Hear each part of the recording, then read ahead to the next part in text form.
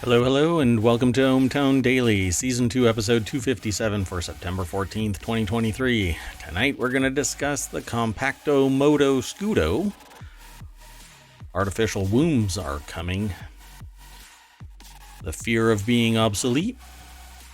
Evidence for my claim, says the quiet part out loud. The Pixel tablet has a lot of empty space. NASA says UFOs are solar glints that are being tracked by fighter jets. Sure. The new Apple Watch is pretty sweet.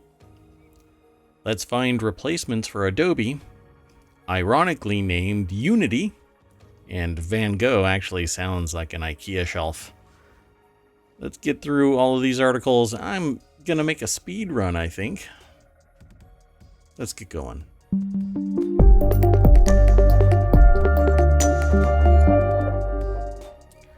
Hello, hello again. I am Mayor Watt. That is ohmTown.com, and the AI is not here today. They've got other things going on.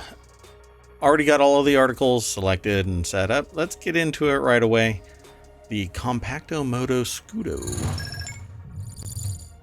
So this is actually a title in ohmTown Daily.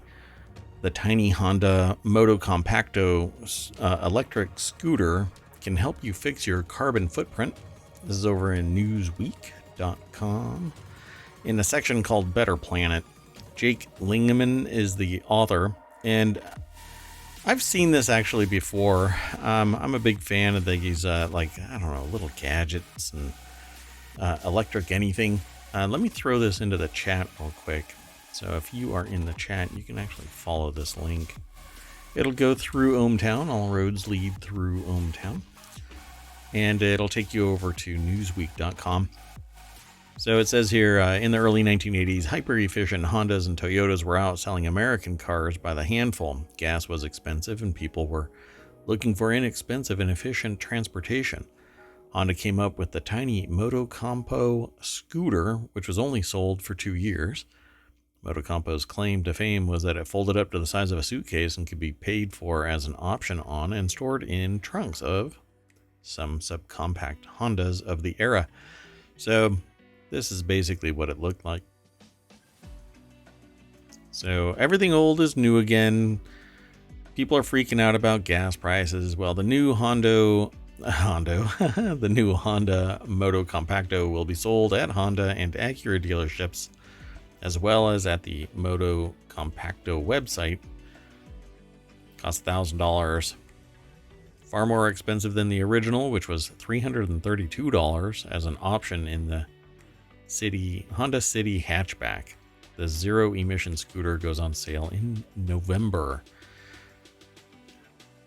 Seems pretty cool. I don't know. It says the company was granted 32 patents. This is a pretty neat article. If you want to see more pictures of it, if you're listening to this via the podcast, I can't even go on to any of the other pictures, but it's probably because of the way that ohmTown operates, and not something specific to the site.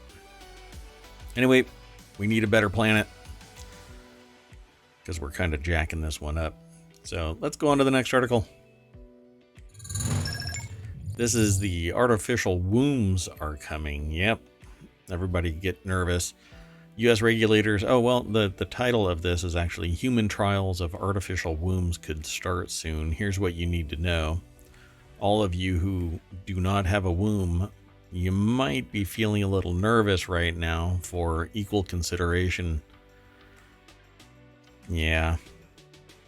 If someone turns to you and says, it's your turn, I don't know how you're going to feel about it. U.S. regulators will consider clinical trials of a system that mimics the womb, which could reduce deaths and disability for babies born extremely preterm. This is something that I actually have spoken about, that there isn't anything that technology, science can't short circuit in some way, right? Or facilitate. This artificial wombs, there have been experiments that have actually brought animals grown animals in artificial wombs, and now we're considering doing it with humans. Seems really weird to me, but it is science, it is technology, and we are a species that adjusts and exploits our technology to better or worse, whatever side of the fence you're on. Max Kozlov is the author of this article over at nature.com. Tiny little hand. Sorry. And you know what? Prepare yourself, because I'm going to scroll down here in a minute, and you might think it might feel your senses might be attacked, because you're going to see an animal. I believe it's a sheep inside an artificial womb. This is the thing that I talk about. The CHOP group, artificial womb experiment in 2017 was carried out by researchers at the Children's Hospital of Philadelphia in Pennsylvania. When the team published its research in April of that year, it released a video of the experiments that spread widely is what it says, but wildly. Because I've actually shown this to people, and it's with mixed response. Some people are freaked out by it. Other people are like, well, here we are. This is very Dune-like, very far forward, almost dystopian in nature, kind of Black Mirror-ish, where you don't need a human anymore to make humans.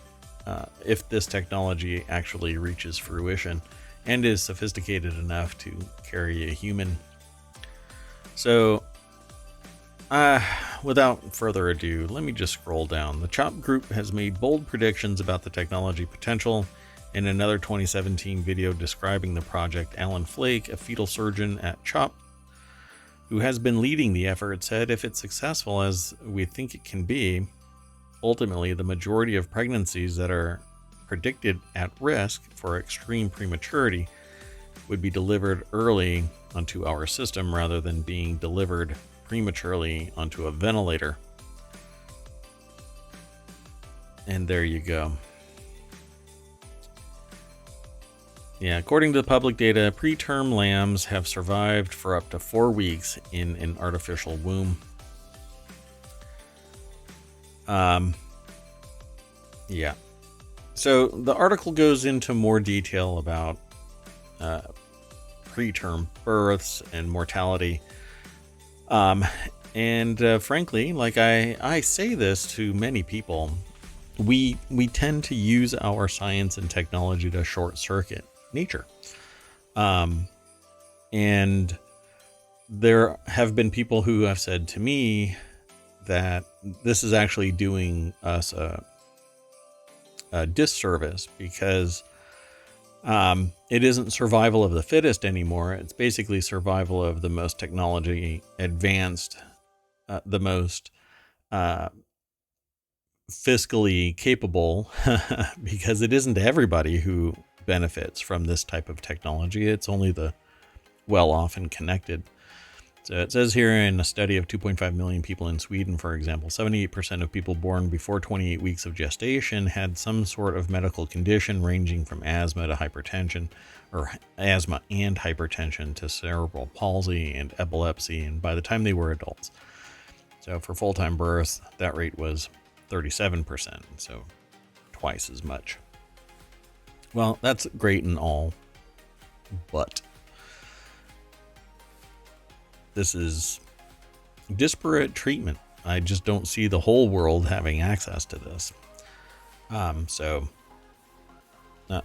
when I've had these conversations with people, it usually results, it kind of devolves down to, well, I shouldn't be sorry that I've got money or capabilities because of our society, our culture, our this, that, or whatever. But I simply talk about this material. I don't have a dog in this hunt. I find it all fascinating. And the ethics and morals of this are bound by the person who needs to take advantage of it. what happens beyond that? Well, I think society has to have a conversation about it. So that's what I'm doing. Let's keep on going. This will continue to evolve. Yeah, we'll come and talk about this again as time goes on. So let's keep on rolling. This next article is The Fear of Being Obsolete. It's in a channel called Semiotic Ontology, which is basically how things get meaning, acquire meaning. And that kind of speaks to the idea of FOBO. What is FOBO and why is it suddenly on the rise among college-educated workers? Well, in the conversations that I have with people, I ask them a question. And one of the questions is that I start out with is, where do you think technology can't go? Like the previous article that we talked about, I don't think that there's much that technology can't penetrate. And in that case, it's a synthetic womb. And in other cases, there's plenty of evidence to suggest that technology can go everywhere. I think that there's one place it can't go. We can talk about it if you want. But in this, it aligns with another question that I ask, which is, if I can put your work product and your processes into a series of steps, you're an equation, and I can build a robot that does your job reliably, efficiently, cost effectively for your employer to resort to terminating you as an employee and putting a bot down. There's very, very few things. Typically, it's a domain and a whole type of product that can't typically be done by a bot, but still can be if it's sophisticated enough. So again, if I can reduce your process down to ABC or 1, 2, 3, or a combination of that, then I can just turn you into a bot and good luck. So that's what FOBO is. The fear of becoming obsolete or being obsolete. And it says more specifically, workers fear that technology will make their jobs obsolete. But I don't think that that's the right phrase, because the job isn't obsolete. The human is obsolete. So the poll that was taken had workers indicate if they were worried about or not worried about specific issues, and the fear that technology could threaten their job saw the most statistically significant increase. Prior to 2017, this trend had very little movement, but it's seen more growth in the past 2 years than it has in the entire time since 2017.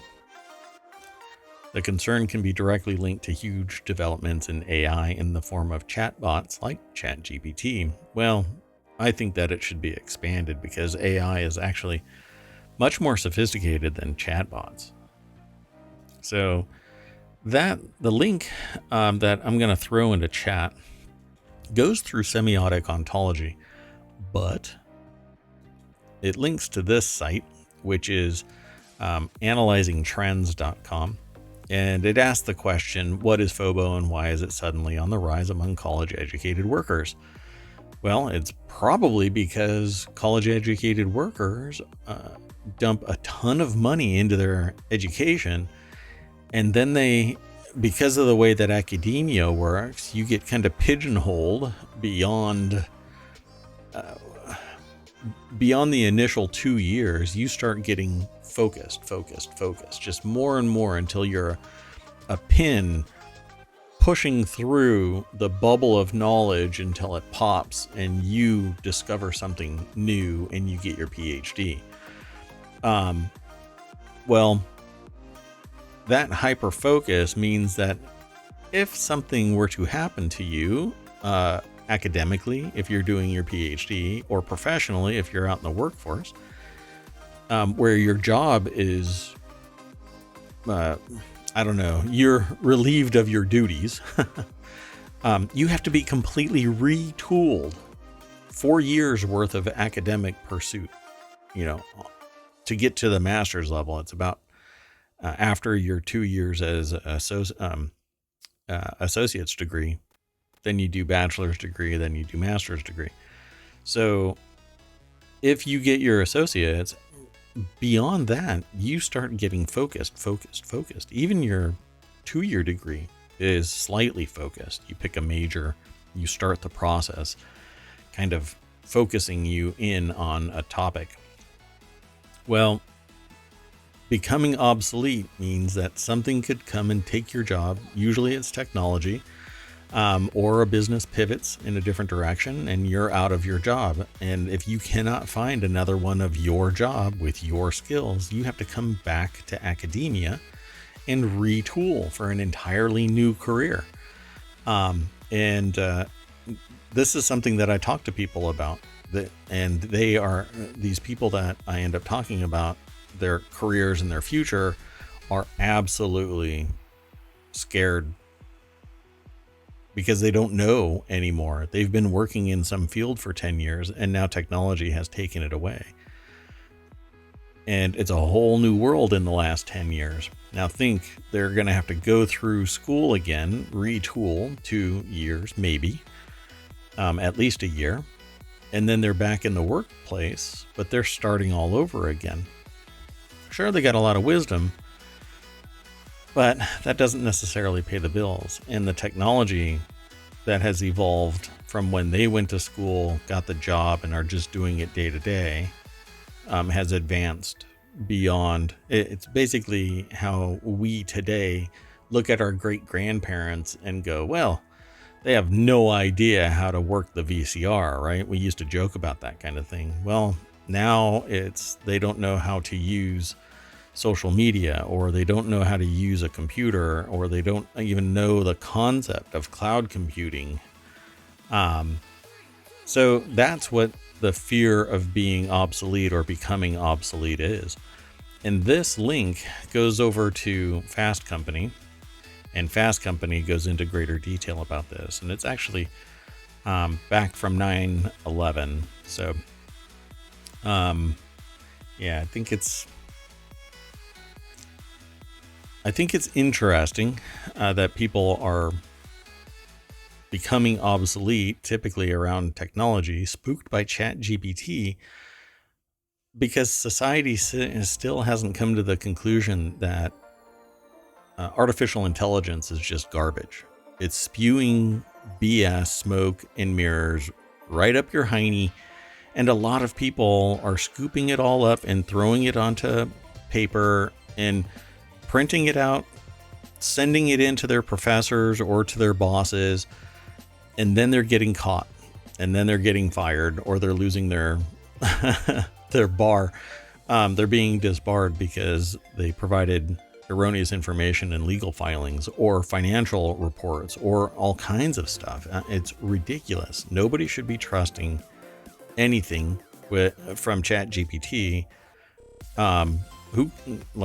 You can use Midjourney and other graphic programs, but something that is purported to be fact and evidence based, it without a doubt is not. And every single page at the bottom of ChatGPT says, we make stuff up. And it's also time limited. All of its data is stopped at 2021. So all your information that you're getting from it is old. Unless you're, again, connected. Then you can get some more cutting edge stuff. Let me pause that. So anyway, it says among college educated workers, both men and women express very similar levels of fear. Workers' biggest fears when it comes to losing their jobs is the loss of benefits and reduction of their wages. And that's what's going to happen, particularly if bots take over the gig, because a bot it just works day in, day out. And doesn't sit there and say, hey, I need to go and get my kids. I need a smoke break. I'm not feeling good today. I broke up with my significant other. I'm mad at my boss. None of that. It's just a bot. And while it might be expensive on the initial uptake, it gets cheaper every single minute that it's operating, and you're not. because it doesn't have to worry about health. It doesn't have to worry about safety. It just does. And even jobs where they say standing on an assembly line in warehouses, there are bots now that are capable of moving about the warehouse and picking up boxes and putting them neatly into shipping containers. So even UPS, FedEx, and the simple gig of just grabbing a box and moving it is going to be replaced by a bot that's just pretty nimble and doesn't worry about the weather and will work 24 hours a day, 7 days a week. So go and check these links out. I hope you dig them. We'll keep on going through the next articles. Let's keep going. This next one here is this is a segment that I call, or I should say an article that I, this little bit, this is my baggage, folks. Evidence for my claim says the quiet part out loud. And that evidence is a millionaire CEO who called for high unemployment to remind workers who's in charge, apologizes for deeply insensitive remarks after viral backlash. I started hearing about this, and I was astonished. And this just entirely reinforces my claim that as you become more and more affluent, you become more and more sociopathic. You disconnect from the reality that you're a member of the same species and a part of society, and you start saying stuff because you are immune to repercussions. But Mike Tyson said once, everybody has a plan till they're punched in the face. This guy got a viral punch to the face, but it doesn't really matter, right? This is what this person believes. They regret getting caught. They regret the public finding out, and that it wasn't just their tiny little cohort of like-minded antisocials. They don't care about society and their place in it. They want your money, and you should just shut up.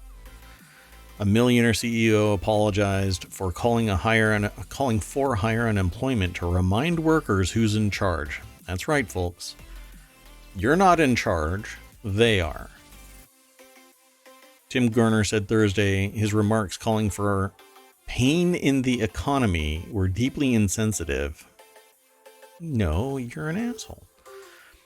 He'd gotten backlash for saying workers have become arrogant, and it's time to kill that attitude. That's right, folks. You're supposed to bend the knee and lick his boots and make sure that you are a compliant little cow. Moo. Provide your milk. Go back out to the field. Be complacent. So the article is over at businessinsider.com. Sarah Jackson is the author. And so, yeah, he'd gotten backlash for saying workers have become arrogant and it's time to kill that attitude. Yeah.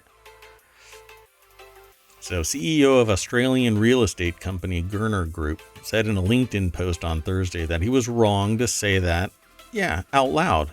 He was wrong that he had to say it and that he said it out loud. And that's it.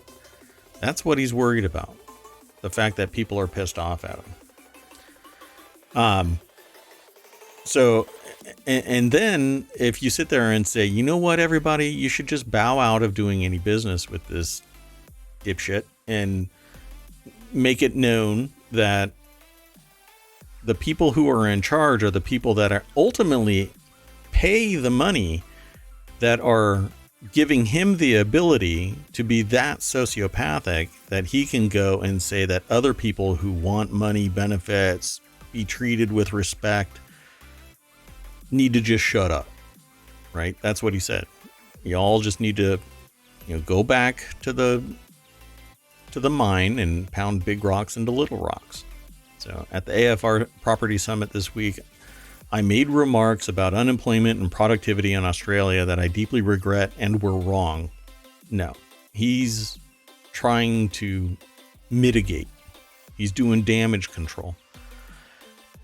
He continues, there are clearly important conversations to have in this environment of high inflation, pricing pressures on housing and rentals due to the lack of supply and other cost of living issues. My comments were deeply insensitive to employees, tradies, and families across Australia who are affected by these cost of living pressures and job losses.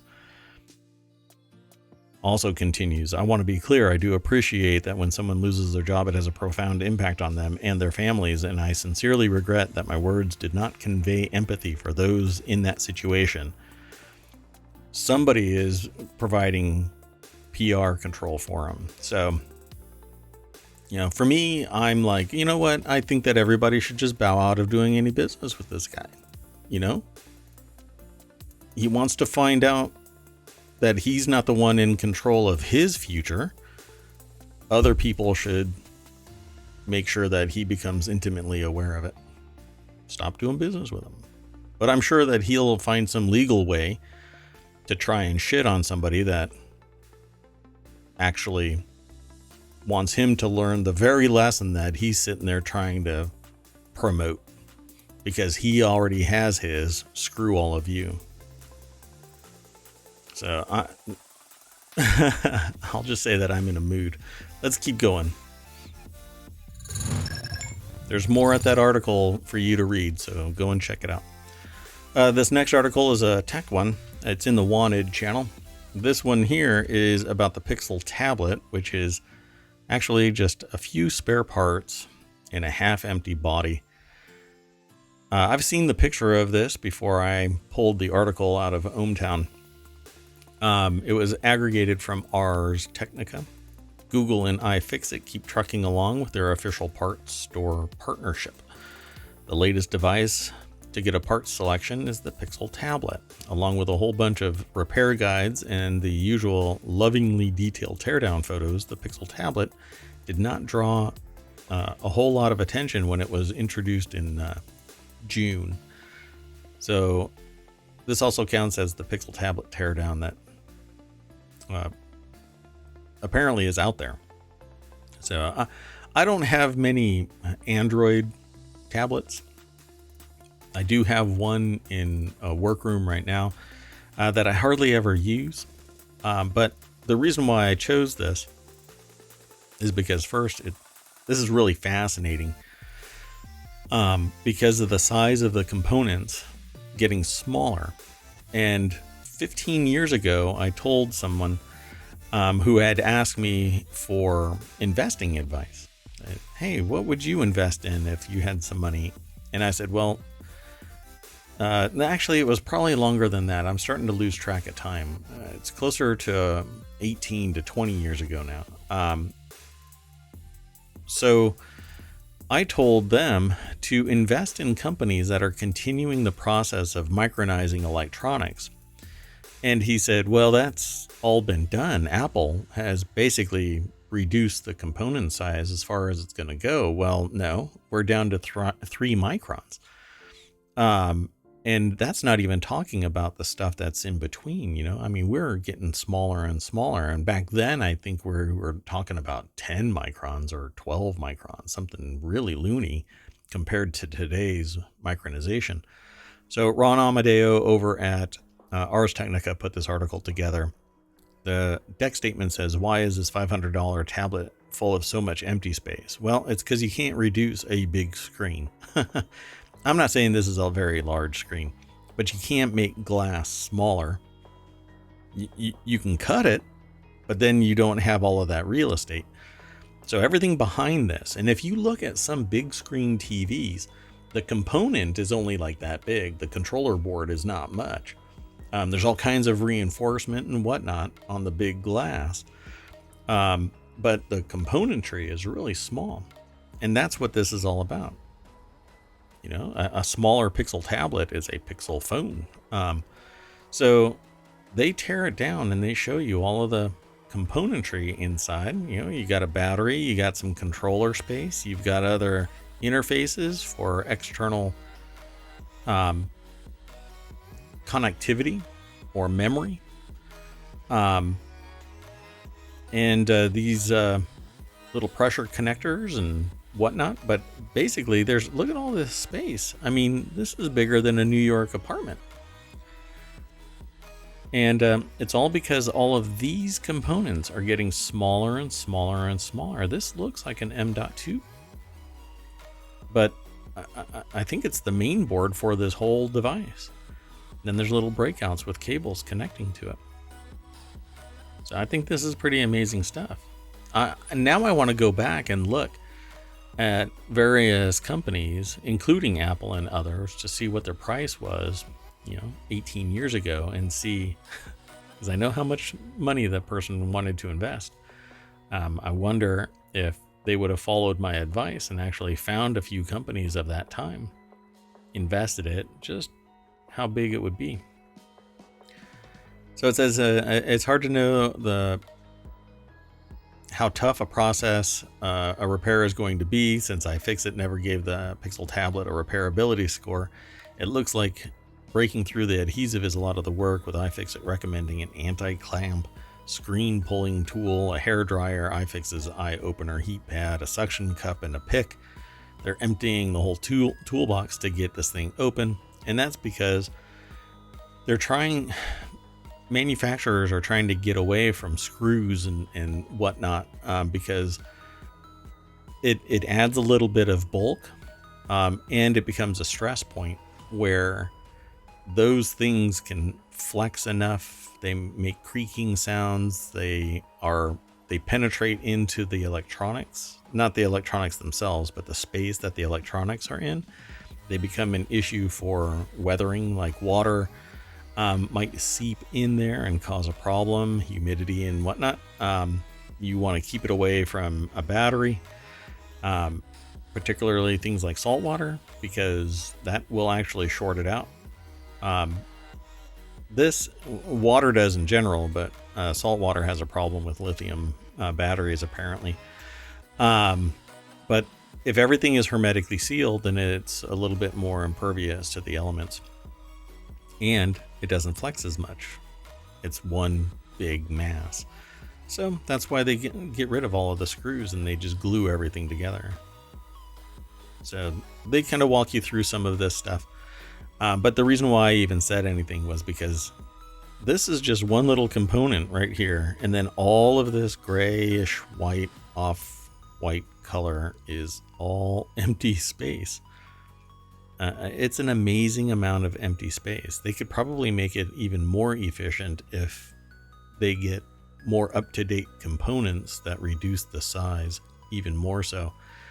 But you still can't reduce the size of things like a USB-C connector or micro disc, and whatever else is on this thing. I'm not even sure what all is in here. Everything else is getting smaller, Storage controllers are getting smaller. Storage is getting smaller. I saw a 2 terabyte, micro M.2 drive. I mean, I can't even remember what the number is for it. It was really small, maybe like the size of a postage stamp. And it was 2 terabytes. Pretty spectacular. Technology is still coming. Anyway, let's keep on going. Our next article is about aliens. So this next article is over on ohmTown Daily. NASA says that UFOs are probably balloons, planes, or solar glints, but not aliens. No, they're not aliens. Now, I don't know what is actually going on. I know that there's this hoax one that came out of, I think it's Mexico recently, where the aliens look like they're ET, and supposedly there's x-rays and whatnot that show evidence and blah, blah, blah. But no, that had already been debunked back in 2021 or something like that. And so I think that that's just garbage. But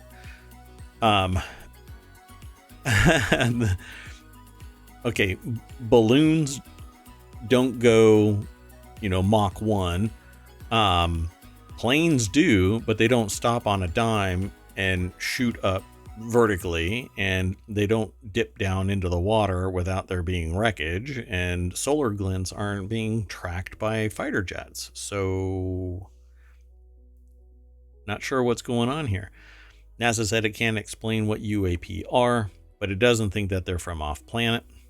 NASA says the sightings can be explained by earthly phenomena like planes, balloons, weather. The announcement comes after a year-long investigation into how NASA can better study UFOs. They say, yes, UAP are real and a threat to national security, but they're not from out of this world. That's right. It's your neighbor. And I don't have the little device from Men in Black, but I want to flash it so that you just forget everything and I can say that it was some swamp gas that ignited. The article's over at Business Insider, though. And Moya Focht and Morgan McFall Johnson are the authors of this article that's titled, NASA says UFOs are probably balloons, planes, or solar glints, but not aliens. Not aliens, folks. Yeah, I don't know what they are either. I would love to see an alien, or a UFO at least, and not necessarily an alien because I don't want to get probed. So the panel compiled its findings into a report which NASA released on Thursday. You can go and check it out if you follow the link through ohmTown over to this article. It has the actual report linked, which is at science.nasa.gov/UAP. So it says normal explanations for the paranormal. It says weather balloons could be mistaken for a UAP. Sure, tracked at high speed by fighter jets, or hundreds of them swarming around a battle group off of the coast. Sure, that's exactly what it is. Why would the government sit there and disclose this stuff and harm the perception that we are in control of our airspace around a battle group? It seems kind of absurd. But hey, why not? All of the speakers emphasize that in order to figure out what UAP are, NASA needs to collect more data and to do so with a specific scientific plan. The people who are actually speaking out against this whole thing and that it's aliens or not aliens and that it's all basically there's a large cohort out there that's saying that it's a grab for more money. And sure enough, NASA says, hey, to do this research, we need more money. Well, it's because time is money and people are money. And to do research that is outside the scope of your original intent, you need more money and people. Ta-da! Anyway, so there you go, folks. More money should go to NASA. I would rather give it to, well, I'll leave that for another discussion. Let's keep going. The next article, it's over in Smack Talk. Apple Watch glucose tracker gets Apple Silicon executive as a project lead. I titled this segment, "The New Apple Watch is Sweet." I want it. Hopefully I can get it. I haven't updated my watch in a considerable amount of time. I also have not upgraded my iPhone for a considerable amount of time. So I think it's time to upgrade now that it's switched to USB-C, has a glucose monitor on the Apple Watch, and other things. And I'm really into telemetry. Like I want to get an EEG headset so that I can track when my brain actually does activate. I know it's rare and I want to catch it just so I can show it to people and say, no, I'm actually a thinking human being. I'm just stuck in ohmTown, which is kind of like the Matrix, but not as cool, I guess. I don't know. Apple's vice president of platform architecture in charge of developing Apple Silicon, Tim Millett, I think it's Millett, has been assigned to head the Apple Watch glucose tracker project. So Apple Watch offers essential health tracking like glucose monitoring and heart rate. And with other gadgets around you, you can also track other things in your watch. But glucose tracking has been kind of a unicorn type of project because it's pretty typical that to track it, you need to give a little bit of blood to the sensor gods. Wesley Hilliard over at appleinsider.com put this article together. I used to use a sensor where you put it on the back of your arm, and it was quite fascinating. You know, I loved knowing what's going on. Ultimately, I didn't really need it, but I like telemetry. I like data. And so I have a thing. 1 second, let me grab it. We'll do it live. So I have a sensor that allows me to track like an EKG, either 1 or I think it's 6 leads, and really fascinating bit of kit. You can check your heart with your watch as well, pulse, and track it pretty much real time. And now you can also do glucose. I think that's all pretty amazing. There's also a blood pressure version that you can get. It's a watch that you can get, and I have one of those too. So it's a lot of fun getting all of this data to figure out. Some people need it for their health to track, and other people are just curious about it. So the team is referred to internally as the Exploratory Design Group, which works on moonshot projects at Apple. The previous team, led by scientist Bill Athas, Bill Athas died at the end of 2022. The report says that Apple has been developing blood glucose technology since 2011. The technology would use a range of sensors to determine glucose levels with lasers and machine learning algorithms. So I guess we'll see ultimately what happens with this project. I think it's an important endeavor, particularly if it's not invasive. But everyone that I have seen so far has required some type of poke, because you have to get to the actual where the glucose monitor needs to check is the blood itself, not normally on the surface or anything like that. Although some dogs have been trained to detect a blood spike, a blood glucose spike, and alert the person that they might have to take action. So, and I can't have a dog on my arm. Let's keep going. The next article is over in Prime Glass. I titled this one, "Let's Find Replacements for Adobe." There are quite a few. Maybe I can make a list. I've actually uninstalled Adobe on the systems where I had licensing. And I've moved to other things like GIMP for graphics and Audacity and a few other things. DaVinci Resolve. I've moved to. Basically, I'm getting rid of Adobe.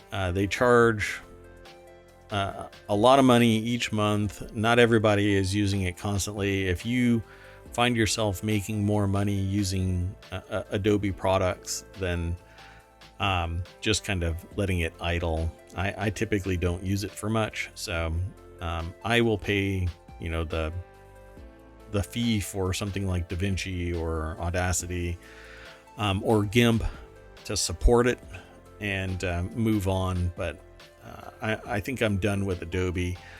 But the title of this article, it's over in Prime Glass. I love taking photos. That's why I created Prime Glass. But man, Adobe is just kind of nickel and diming me to death. Adobe plans to make you pay for Photoshop's AI features, even if you have a subscription, and it's because they can. It's almost the D&D and Unity of graphic software as a service providers, I guess. I don't know what to call this. Photoshop's generative fill is possibly the single most talked about addition in the history of the program. This AI-powered feature allows users to add elements to a photograph not present in the original capture. Many creators love the feature, but that may be about to change due to a recently announced change in Adobe's pricing structure. Yeah, so I actually have a really old version of Creative Suite still on CD in its original shipping case, sitting right there. And I should go get it, but nah, I'll just tease y'all with it. I should probably give it away to somebody because they don't support it anymore. Anyway, the article is over at F-Stoppers. John Ricard is the author of this article and goes into greater detail about it. But the feature initially debuted in a beta version of Photoshop a few months ago, but is now part of the standard version of Photoshop Desktop. I used to use the beta versions because I'm interested in beta software, cutting edge versions that have technological evolutions that I want to be aware of. But frankly, everybody is raising their prices and I'm just sick of it. Yes, I understand that people need to make a living and software needs to be developed, but every year $500 plus goes to just Adobe if you are a subscriber and you're not a teacher or a student.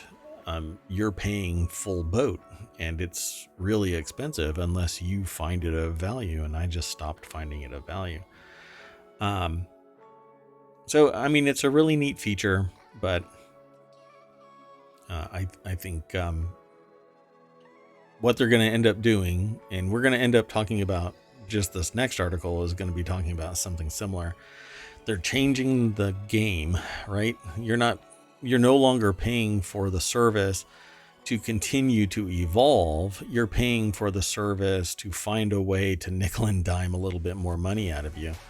According to Adobe's website, generative fill, generative expand, text to image, and generative recolor will require 1 credit, along with the standard plans that are subject to change. Caveat: the site also confusingly states usage rates may vary.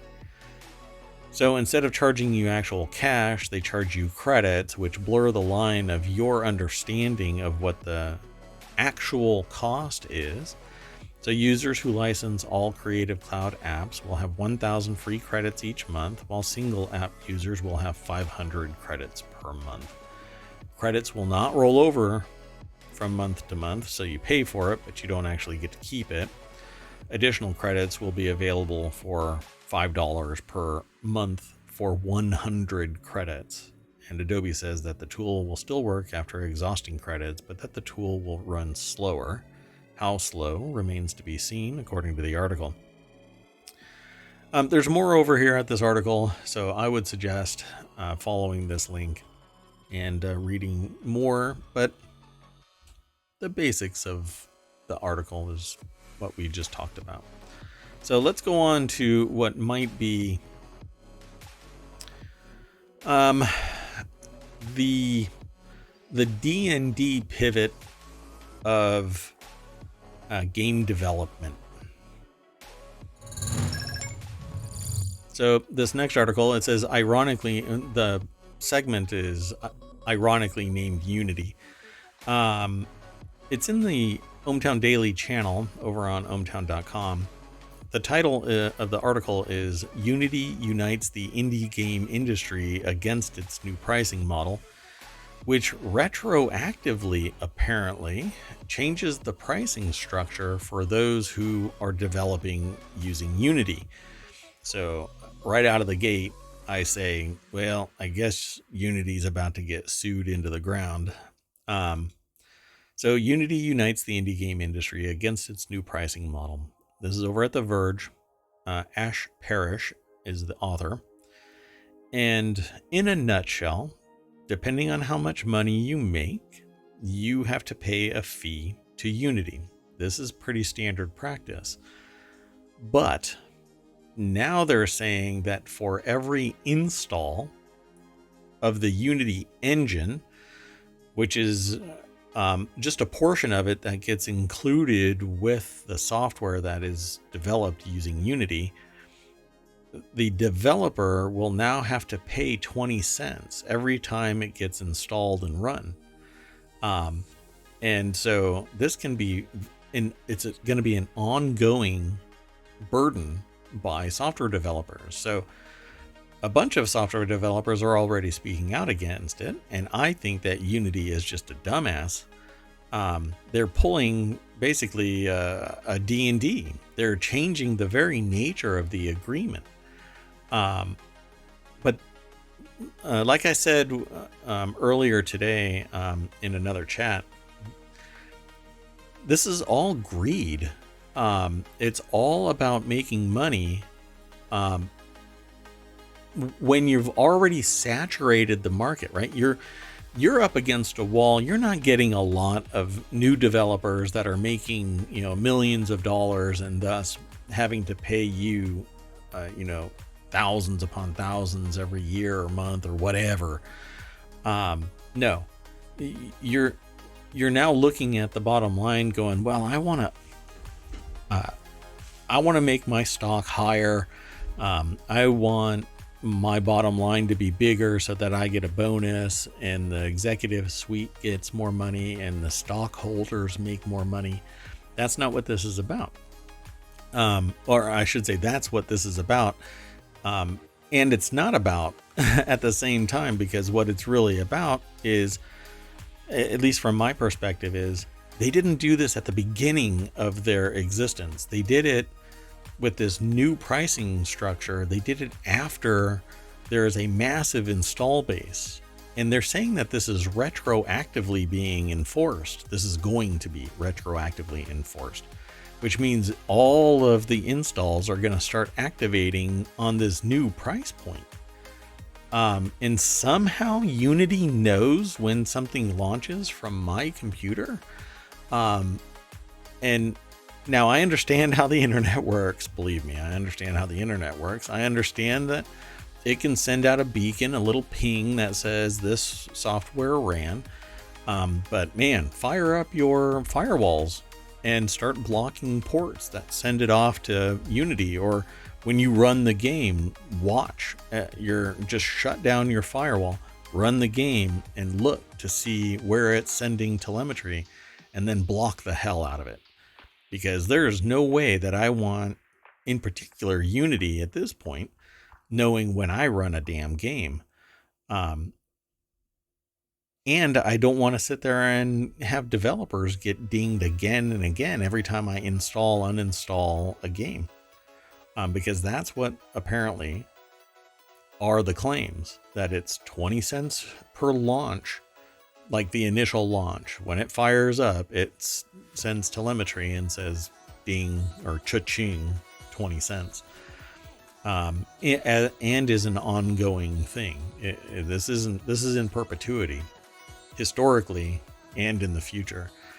So we'll keep an eye on this and we'll watch what goes on. But Unity basically just wet the bed. And I think every developer, just like the other things, the quiet part was said out loud and the greed is showing. And I was watching somebody else's stream where they said, well, the job of the CEO is to make the company more profitable. Well, yeah, but you don't have to be Satan in the same time. You don't have to sit there and burn the building down to collect the insurance. You make a robust business. And you don't piss off your entire customer base of developers and the customers by basically burdening the customer with the responsibility that every time they install a game and run it, it's going to cost the developer 20 cents, even though they got paid once. I don't want to go into a subscription model with every damn game I own too, because now they have to keep paying every time I uninstall and reinstall the game, or I install it on a different computer. This is all batshit crazy, and I think Unity has lost their mind. And again, just to verify that this is over at theverge.com. Ash Parrish is the author. And they talk about it a bit, but it basically says what I said. And yeah, there's already been some wingnuts that have been doing like threats and all of that kind of stuff. You know what? Pull your heads out of your butt, your collective butts, and don't sit there and attack the company. Talk about it, make it known, and then congeal around the idea that don't buy anything that has Unity in it. You have to get the developers on board to switch to something else. Unity needs to be humbled, just like the millionaire that says that everyone around him needs to be humbled. But it's we, the customers, the consumers, the people who are paying for products and services. We're the ones that everybody should be worried about keeping. Not some developer like this, not Unity, sitting there going, well, you should be happy to have us, and you should be praising that we are dinging you again and again and again. No, that's not how it should be. You should provide a service, and it benefits people, it solves a problem, and you get compensated for it. But you shouldn't be, running up to my house and taking money out of my pocket constantly. Make a better product, sell me on that product, and I'll buy that product. Should be pretty simple, but this is the equivalent of, living at home with your parents and not contributing anything. You just kind of keep on tapping, their goodwill. I'm still going to end up having to pay you guys when I hit 200,000 in revenue. It's just revenue. It's not my net at the end of the day. Everything paid off. It's all revenue. So I don't know. It just seems like everybody is getting way too greedy. Way too greedy. Okay, last article for the day. We're right on time. This article, I have this segment titled Van Gogh Sounds Like an IKEA Shelf. But a stolen Van Gogh masterpiece was just returned by an anonymous tipster in an IKEA bag. A masked individual broke into the Singer Laren, a museum in the Netherlands, in March 2020 and made off with the now returned Van Gogh. Yep, it's really that simple. There's more to this, I'm sure. The artwork's return was orchestrated by an anonymous tipster who provided key information to Dutch art crimes detective Arthur Brand, who had been investigating the theft. The handoff took place at Brand's residence. So apparently the tipster showed up with, or somebody showed up with, an IKEA bag and said, oh yeah, here it is. I found it on a shelf in IKEA. Oh, it's a lot smaller than I thought. Arthur Brand Art Detective. This person looks like a movie star. Oh, who is it? I'm trying to remember their name. Maybe I'll come up with it later. But anyway, right there is the picture. I thought it would be bigger, but apparently it's pretty small and fits in an IKEA bag. Once restored, the parsonage garden at Noonan in Spring, which was only part of a temporary exhibit at the museum at the time it was stolen, will make its way back to the original home of the Groninger Museum in the Netherlands once it is restored. Man, I hope it wasn't messed up in any way. So, pretty amazing. And what a title. Arthur Brand Art Detective. A different Arthur Brand, I guess. Okay, well that's it, folks. We are all set. Let me throw this article into the chat as well. We're all done with our 10. And I'll bring us all the way back to the front page. Hit refresh. And in the hour of our show, we got a whole lot of new articles here. Streamlining development. Researcher finds GitHub admin credentials of car company thanks to misconfiguration. That's pretty typical. Let's see, cash versus stocks. Donald Glover's Lando now being developed as a film, so that'll probably be pretty good. Let's see. Spider-Man's new goblin form will be a nightmare for his villains. It's a nightmare for me. Blackmagic launches free professional filming camera app for iPhone. It probably won't. Well, I don't know. I'm really curious if the app can manipulate that raw footage. Blackmagic has a particular type of feel to it right out of the box, because of the way that it's structured. You can manipulate everything to fine detail. It's pretty amazing. I love the Blackmagic cameras. I don't have any, not anymore. But anyway, let's see. There's a whole bunch of articles. Disney pushes back on ABC sales report. Says company has made no decision yet. This is an article or a topic that has been popping up in today's news pretty frequently, along with a bunch of other political news. But we won't get into it. I saw briefly a little article down there titled with something about idiocracy. And frankly, I think it's a document. Oh yeah, fact check. Everyone in Idiocracy wears Crocs because they were horrible and cheap. No, I think it's because everybody forgot how to tie a shoe. So I think that was the purpose. But I also think that Idiocracy was a documentary of the future. Somehow it made it into the past. Okay, well that's it, folks. That's it for today. I am Mayor Watt. That is ohmTown.com. The AI is on vacation, and we'll be back tomorrow, 9 p.m. Eastern. Be there. Bring a friend. Come and hang out. Talk about the news. A crossroads of business, technology, and society, and with a little bit of snark in there every once in a while. See you tomorrow, folks. Bye-bye.